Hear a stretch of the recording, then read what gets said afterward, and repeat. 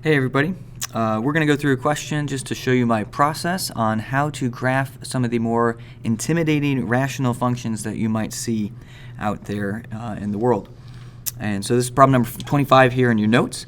It's the equation y equals 3x plus 6 in the numerator, and then x squared plus 2x plus 1 in the denominator, or quadratic, on the bottom. And so just a couple things that I'm noticing. The numerator here, both of these are multiples of 3, and so we should always try to divide any greatest common factors out if possible. And so that's going to lead me to having a 3 times x plus 2 as a group. If I distributed that in, it's the same thing as the original numerator. The bottom, if I can maybe factor that into groups, that would be a good start. Perhaps a group will cancel out with that x plus 2 that we just found. So if we set up the x factor, multiplying to 1, adding to 2 is the combination of 1 times 1 and 1 plus 1. And so actually, those two things together, you could write it as x plus 1 squared, or you could just write it as both of those groups side by side. It doesn't really matter. But you'll notice nothing here cancels out, and so I can kind of come to the conclusion that there are no holes in this graph, which is kind of a big deal. All right? Understanding if we have holes or not helps us to make sure that we don't put solid points where there would be a restriction of one type or another. So the next thing that I typically like to look for would be x-intercepts, and if you recall, those come from the numerator, so right here in my problem, and it only comes from the places where there is a variable. And so if I put a little note here about my x-intercepts, actually I'm just going to have 1, and it comes from x plus 2. So there's an x-intercept at x equals negative 2. Okay, so we can go ahead and put a point on our graph at that location. I think the next easiest thing to look for is the vertical asymptotes. So VA standing for vertical asymptotes, and those come from the bottom. Whatever makes the denominator equal to 0, because we would be dividing by 0, creates a vertical asymptote. And since both of those groups are the same, you actually only get one vertical asymptote at x equals negative 1. So these three ideas are always the first ideas that I try to come up with when I graph a rational function. So we'll come to negative 1, we'll put a line here, and then I'll make it dashed. Technically, when we see a graph of a rational, you don't see those asymptotes. It's this idea of approaching a certain value or having a value be restricted, and so it does something to the curve. Now after this, I think this is the hardest part, talking about the horizontal asymptotes. There are several rules that we have to kind of consider, and all of those rules are based off of the size of our fraction between its numerator and denominator, the ratio between those things. And so if you kind of take the idea of the top is an x power and the bottom is an x squared power, we're really dealing with something that is small, so 3x, over something that is big, meaning higher in degree, x squared. And so as this goes more extreme, the pieces that follow after your leading term matter less and less. And so really this kind of boils down to the idea of 3x over x squared. And so as we look at that, we could cancel out the x and the x squared to reduce down to be just 3 over x.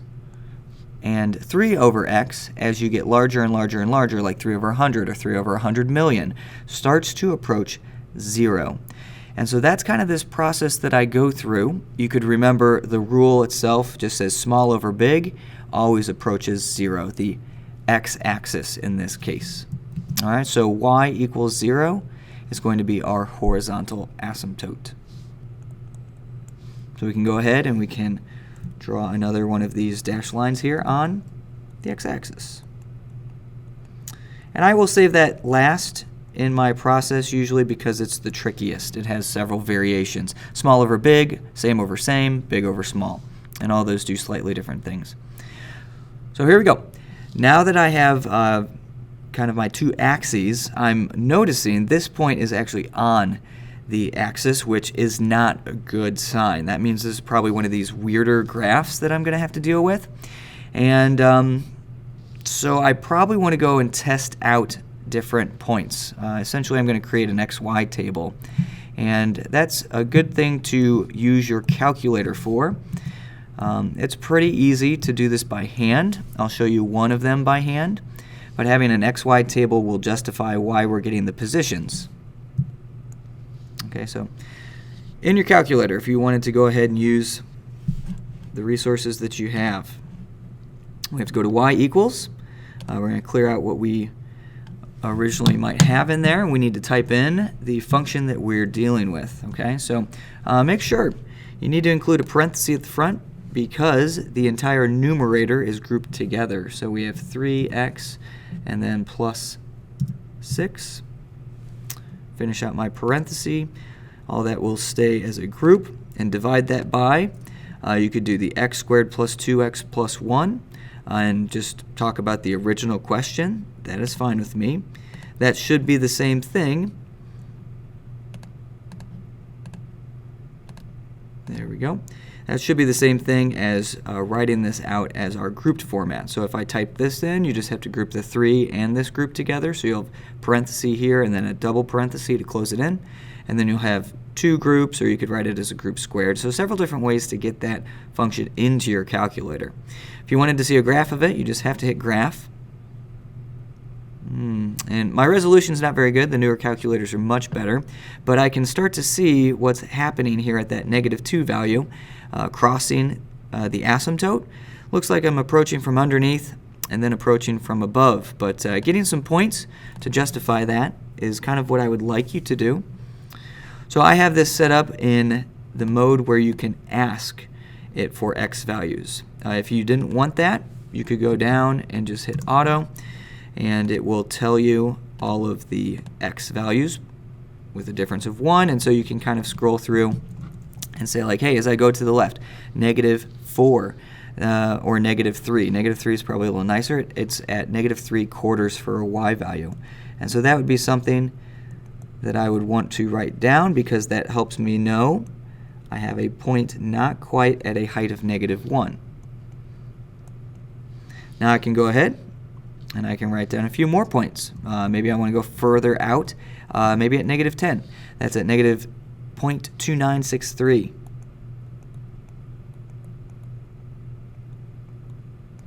So I know I'm not very far away from 0 underneath. And so you kind of saw it's approaching that asymptote. It takes a little bit of a dip, but then it starts to shoot up, which is why I actually think it's valuable here to choose a decimal amount in between these two values, in between the asymptote and our x-intercept.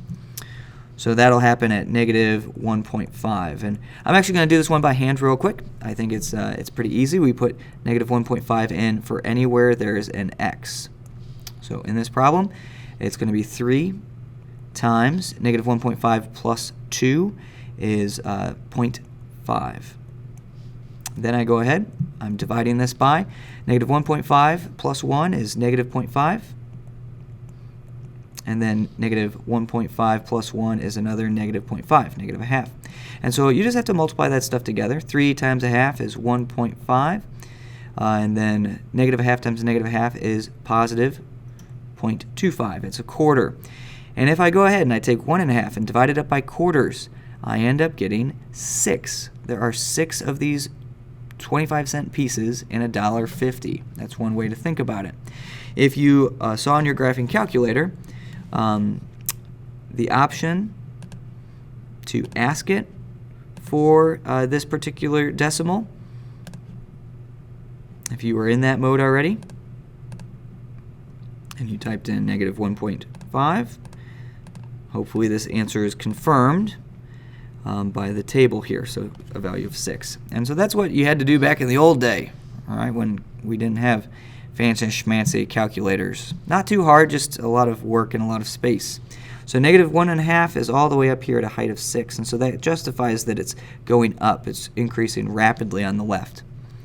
So on the right, I think it's easy to choose 0. It's probably easy to choose 1. and then choosing a value that's a little further out, maybe like 8.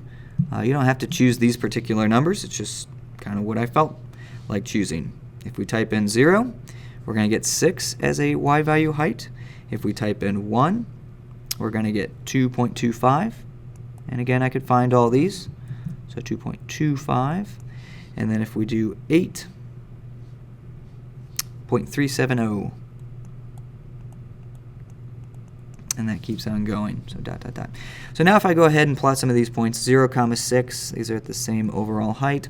1, 2 and a little bit over, 2 1/4. And then all the way out at 8, we're at 0.37, so not even half a box in height. And so you can start to see that gradually I'm closing in on 0. These numbers will get closer and closer and closer to 0, which when we do end behavior is going to be a big deal. So now I can go ahead, this is always the trickiest part on my computer, is to try to draw a curve that does an okay job going through all these points. Whoa. Try that again. So it's a little wobbly, sorry about that. And then it's coming from above, going through this point, and it's just a nice gradual change towards the asymptote.